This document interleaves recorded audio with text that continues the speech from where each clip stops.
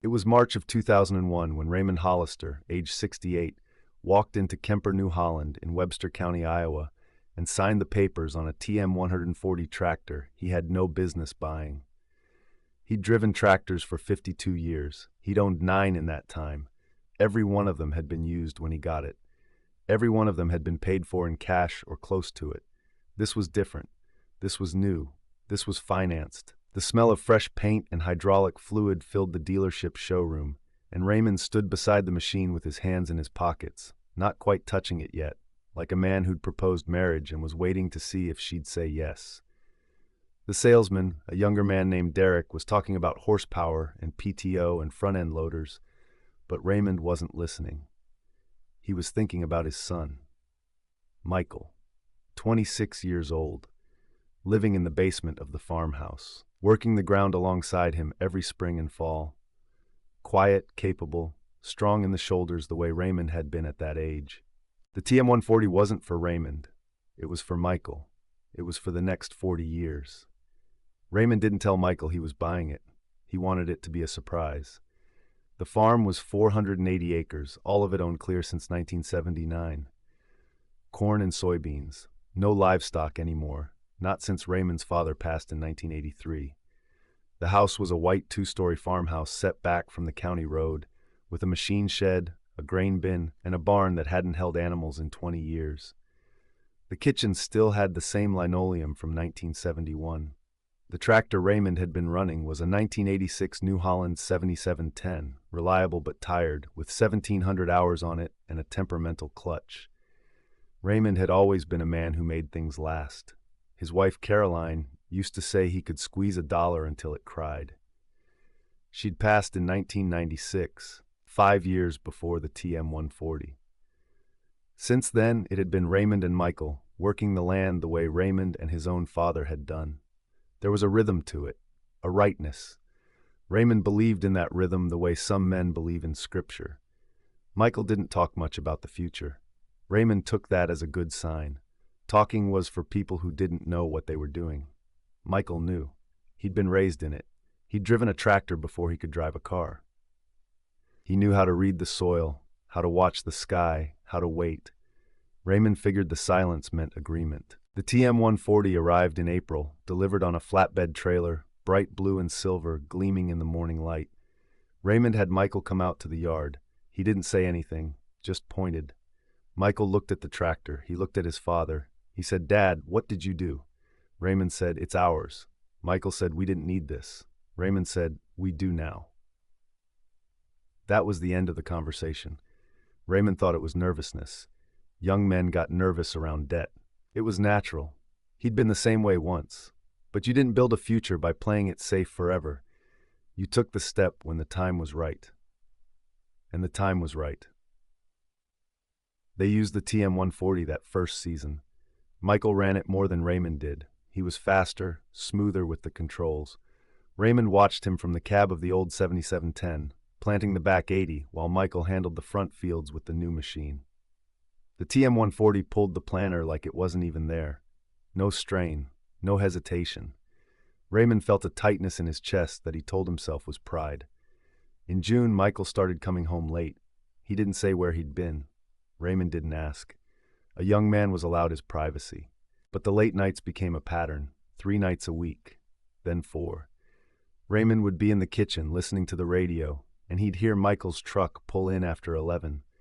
The door would open, the stairs would creak. No conversation. By July, Michael had started talking about a girl. Her name was Stephanie. She worked at the bank in town. Raymond met her once, briefly, when she came out to the farm to pick Michael up for something. She was polite, well-dressed, didn't seem like a farm girl. Raymond didn't say anything about that. Caroline hadn't been a farm girl either when they married. She'd learned. In August, the hydraulics on the TM140 needed adjustment. A minor thing, nothing serious, but it meant a trip back to Kemper, New Holland. Michael drove it in. Raymond followed in the truck. While they waited, Derek the salesman came over and asked how they were liking the machine. Raymond said it was running fine. Derek asked Michael directly, said, "You getting good use out of her?" Michael nodded but didn't say much. Derek looked between them, smiled, moved on to another customer. On the drive home, Raymond said, "You've been quiet lately." Michael said, "Just tired." Raymond said, "Farming will do that." Michael didn't respond. Harvest that fall went smooth. Corn came in at 162 bushels per acre, better than the previous 3 years. Beans were decent, 47 bushels. Raymond felt the weight of the TM140 payment every month, but the numbers worked. They always had. You kept your costs down, you kept your head clear, you kept working. In November, Michael told him he was engaged. They were in the machine shed, greasing zerks on the planter. Raymond stopped what he was doing. He said, "That's good news." Michael said, "We're thinking spring." Raymond said, "Spring's busy." Michael said, "I know." Raymond waited for more. Michael didn't offer it. Raymond went back to the grease gun. He said, "She know what farm life's like?" Michael said, "We've talked about it." Raymond said, "Talking and living are different." Michael said, "I know that too." There was an edge in his voice Raymond hadn't heard before. He let it go. Engagements made people tense. It would settle. The wedding was in April of 2002, small ceremony at a church in town, reception at the VFW hall. Stephanie's family was there, polite people. Her father worked for an insurance company. They asked Raymond questions about the farm, nodded at his answers, didn't ask follow-ups. Michael wore a suit Raymond had never seen before. He looked uncomfortable in it. Stephanie looked happy. At the reception, Raymond sat at a table with Michael's uncles, Caroline's brothers, men who'd left farming years ago for factory work and sales jobs. One of them asked Raymond if Michael was taking over soon. Raymond said, "He's been running it with me for years already." The uncle said, "I mean full-time, on his own." Raymond said, "We're doing it together." The uncle nodded, took a drink, didn't press it. Raymond watched Michael and Stephanie on the dance floor. She was laughing. Michael was smiling, but it was a different smile than Raymond was used to. Softer, less certain. They moved into a rental house in town. Stephanie's idea. She worked at the bank, didn't want the commute from the farm. Michael said it was temporary, just until they figured things out. Raymond said that was fine. The farmhouse had plenty of room if they changed their minds. Michael still came out to work every day that first year. Same schedule, same rhythm. But he left earlier in the evenings. By 6, he was gone. Raymond worked later, sometimes until dark, cleaning equipment, self-checking bins, doing the small tasks that didn't need 2 people, but always seemed to need doing. The TM140 sat in the shed most of that winter.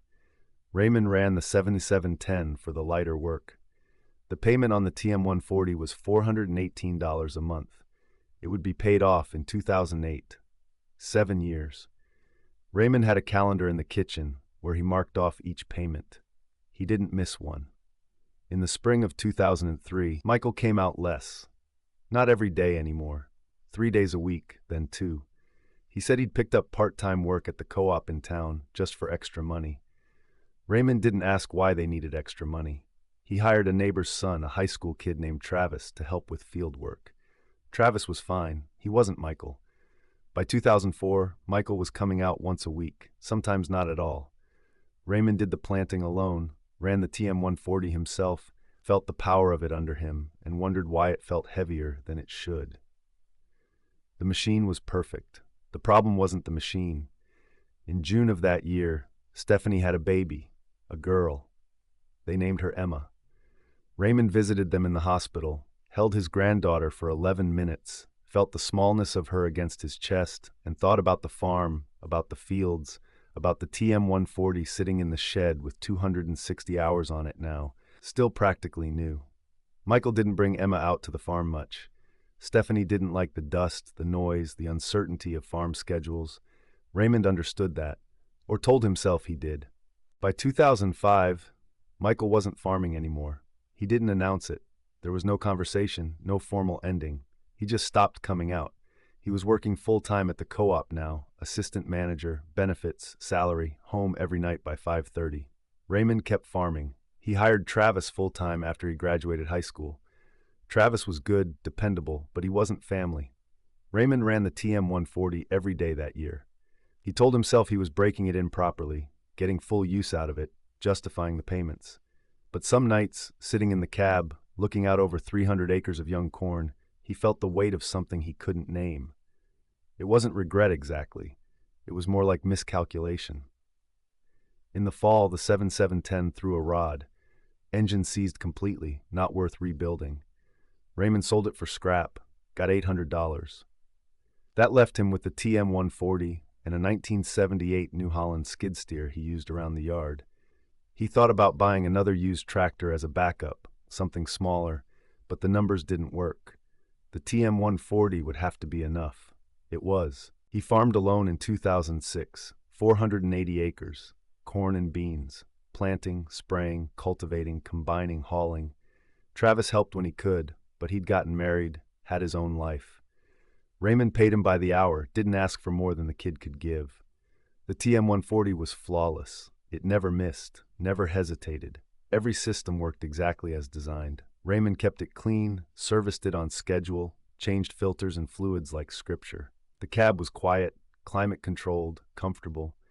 He could run 12-hour days without feeling it in his back the way he used to. But 12-hour days alone are long. In 2007, Raymond turned 74. His knees were bad. His hearing was going in the left ear. He'd had a scare with his heart in March. Nothing serious, the doctor said, but enough to make him think about time in a way he hadn't before. Michael came out to the farm in April, sat with him in the kitchen, and said they needed to talk about the future. Raymond said, "I'm still farming." Michael said, "I know, but for how much longer?" Raymond didn't answer. Michael said, "Dad, I'm not coming back. You know that, right?" Raymond looked at him. Michael was 32 now, looked older. He had a daughter, a son on the way, a job with health insurance, and a retirement plan. He looked tired, but it was a different tired than farming tired. It was the tired of a man who'd made his choice and was living with it. Raymond said, "I bought that tractor for you." Michael said, "I know." Raymond said, "You never said you didn't want it." Michael said, "I didn't know how." They sat in silence. The kitchen clock ticked. Outside, the TM140 sat in the shed, 6 years old now, 890 hours, still worth more than half what Raymond owed on it. Michael said, "You should sell some ground, downsize, make it easier on yourself." Raymond said, "This farm's been in our family since 1947. Michael said, "I know." Raymond said, "Your grandfather built it. I kept it. I thought." He stopped. Michael waited. Raymond said, "I thought you'd want it." Michael said, "I wanted a lot of things when I was younger. This wasn't one of them. I just didn't know that yet." Raymond didn't sell the ground. He kept farming. 2008, 2009, 2010.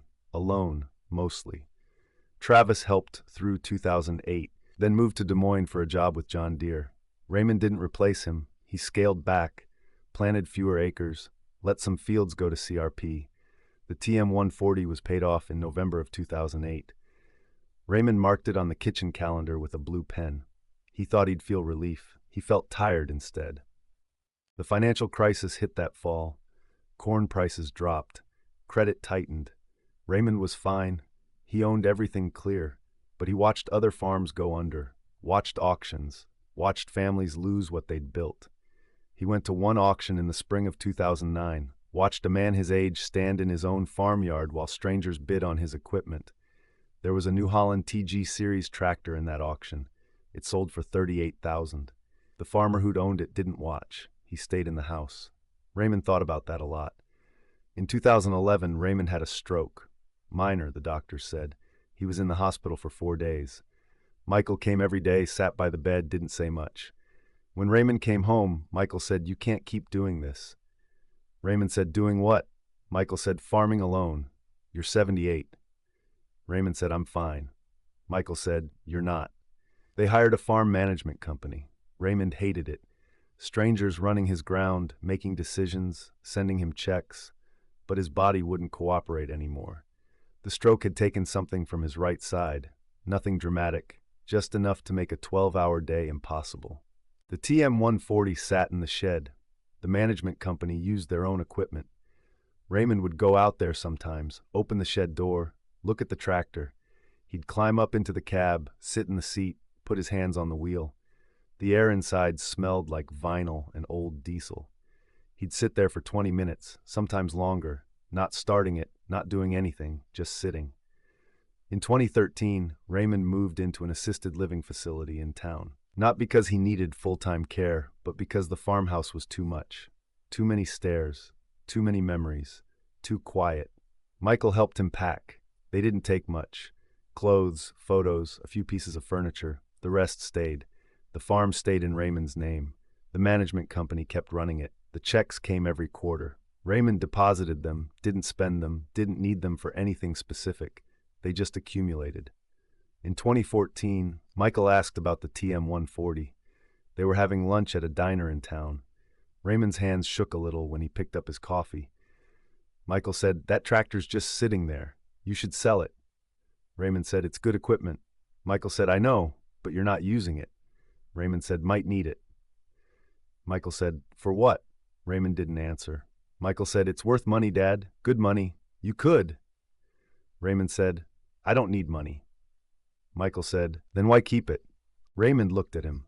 Michael looked back. Neither one of them said what they were both thinking. The TM-140 stayed in the shed, 2015, 2016. Raymond's health declined slowly. Another small stroke. Kidney issues. He stopped driving. Michael visited twice a week, brought Emma and her brother, Jacob. The kids were polite, well-behaved, didn't know anything about farming. Raymond tried to tell them stories sometimes, about the land, about the work, but they didn't connect. It wasn't their fault. It just wasn't their world. In 2017, the farm management company asked about renewing the contract. Raymond was 84. He signed the papers without reading them carefully. Michael handled most of it. The checks kept coming. That fall, Michael brought up the tractor again. He said, "Dad, it's been 16 years. That thing's still sitting there. It's not doing anyone any good." Raymond said, "It's fine where it is." Michael said, "It's not fine. It's depreciating. The longer you wait, the less it's worth." Raymond said, "I know what it's worth." Michael said, "Do you?" Raymond didn't answer. He was thinking about March of 2001, the dealership, the smell of new paint, the way he'd stood beside that machine and imagined 40 years. He'd been wrong about the 40 years, but he hadn't been wrong about what the machine meant. Michael said, "I'm not trying to upset you.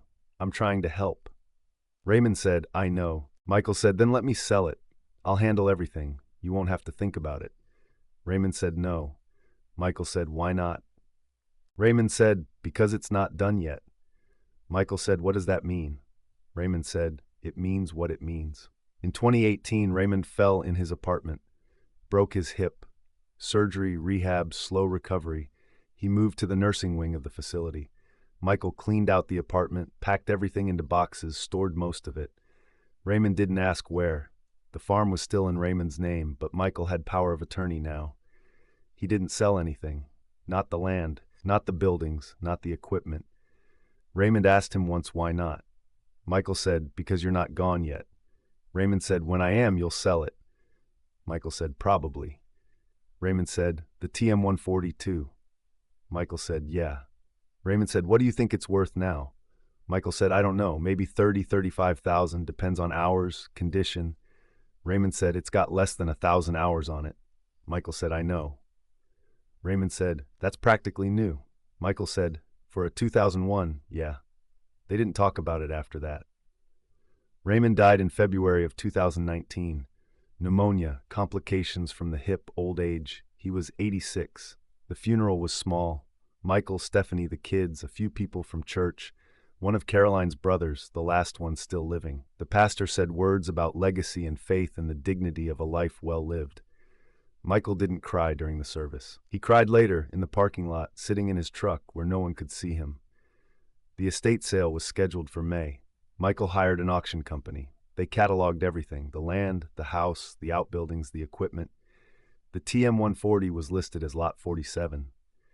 2001 New Holland TM-140 tractor, 4-door, care, 960 hours, one owner, excellent condition. The auction was on a Saturday. Clear sky, 68 degrees, light wind from the south. People came from 3 counties. Some were bidding, some were just watching. Michael stood near the house, hands in his pockets, while the auctioneer worked through the lots. When they got to Lot 47, Michael walked over to the shed. The TM-140 was parked outside now, cleaned, polished, gleaming in the late morning sun. It looked almost new. The auctioneer started the bidding at 20,000. It climbed quickly. 25, 30, 35. A farmer from 2 counties over, a man about Michael's age, raised his hand at 37,000. The auctioneer called for 38. No response. Called again. Silence. Sold, the auctioneer said.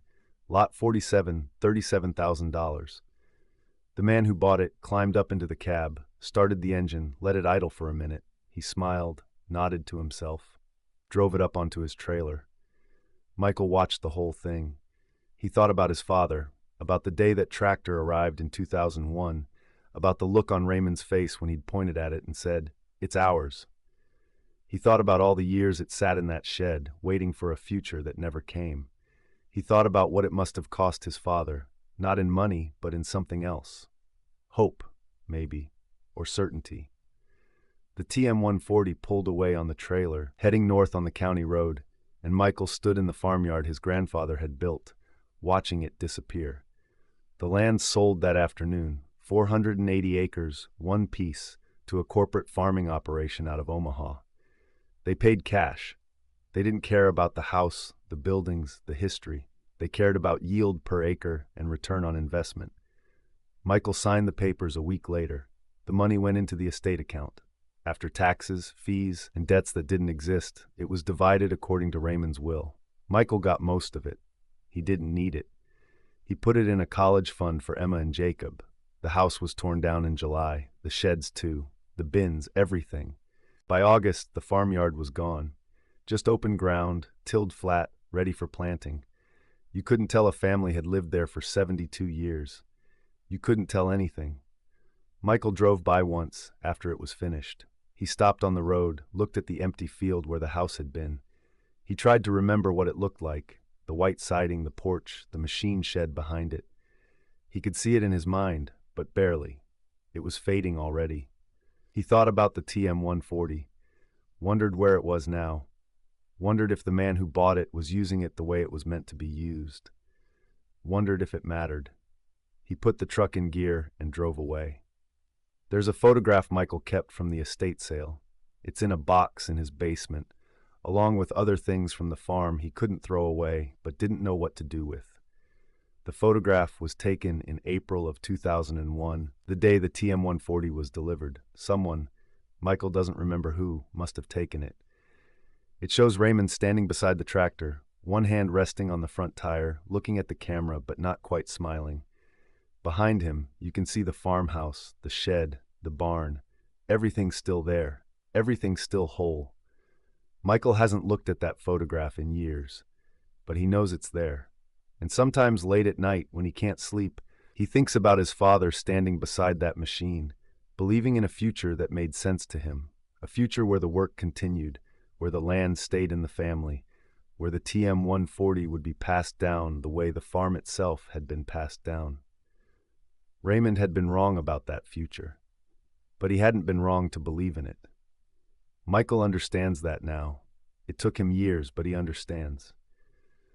The TM-140 was never really about the tractor. It was about what the tractor represented: continuity, legacy, the belief that the work mattered enough to continue.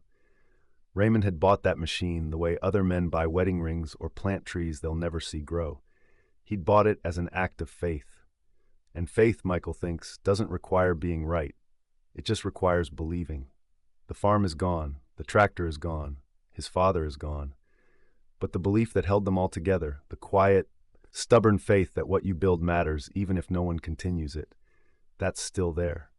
Michael carries it with him, even if he doesn't farm, even if his children will never know what it means to work ground that belonged to their great-grandfather. He carries it because it was given to him, whether he wanted it or not. And maybe in the end, that's what legacy actually is.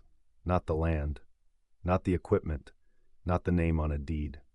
Just the weight of knowing that someone believed in you enough to build something they hoped you'd keep. Even if you couldn't. Even if you never could.